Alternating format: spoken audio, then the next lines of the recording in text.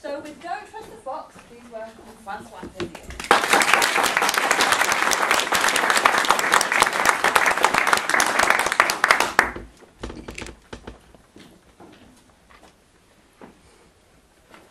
Good evening. As an actor, one day I was contacted by a famous writer and director to perform his new play. I hadn't seen him for a long time, and I was a bit surprised. But we decided to have a meeting in his theatre. For that, I had to go by train in a small village far from Paris. And as usual in France, there was some strike. But I wanted to be on time. And I arrived just a bit late. So I call him and I say I will be a bit late because of the strike, but I'm coming soon. So I ran because I had lots of kilometers to make, and I ran. My heart was beating, and I arrived in front of his theater, and I was disappointed. It was not a theater, it was a ghost theater. It was an odd place. The night was falling. Inside there was no sound. And suddenly we hear thunders and flash of lightning. I shivered. But he opened the door and he said, "Welcome in my new theater." Whew. I didn't recognize him. I met him before a long time ago, and he was not the same. He really changed. He was now like an old man with grey hair. He seemed to be a rat. His long nose was pointing at my face. But he gazed at me gently, and I was a bit more confident. So he said, "Nice to meet you, François. I'm glad you come today to meet the team you will play with." I thought, well, a team of actors at this time of the day? It's very late. But he said also, "Come with me. We can have a coffee. We can have a coffee, and we can talk about your career." I spoke of my career for a long time, and I realized that it was, when I finished my speech, it was really late. We could hear outside the storm. It was terrible. The sounds of the rain in the window. It was scary. And I said, "I'm sorry, I'm not sure I could take a train to come back." "And where are the actors?"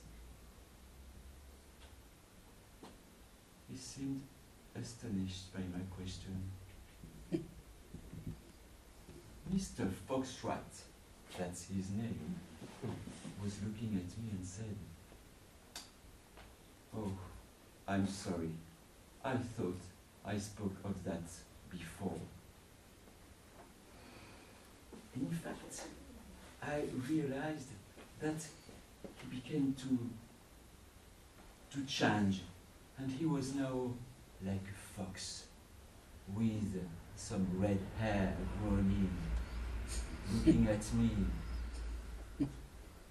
I was frightened, and I wanted to run away, but I couldn't. My feet was heavy. I was stuck. I couldn't move. Oh, I couldn't move. But after a long time, he told me, "Now, it's time to speak of my project." "Yes, please. Yes. But why am I so scared? Maybe he's just an eccentric man."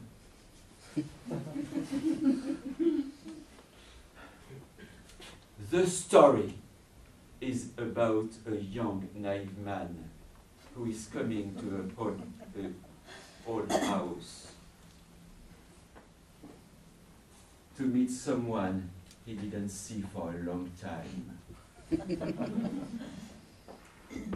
The young man was really surprised to see him so different, so changed, and he seemed to be mysterious.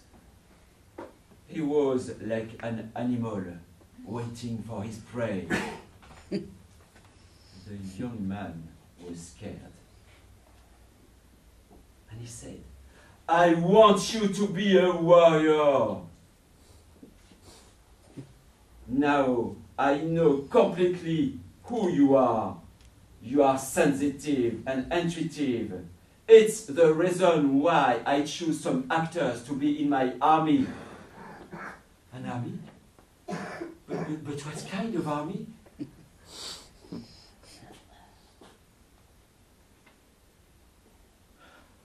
He was walking around me. Suddenly, he took my hand and pinned behind my back. I felt his breath in my neck.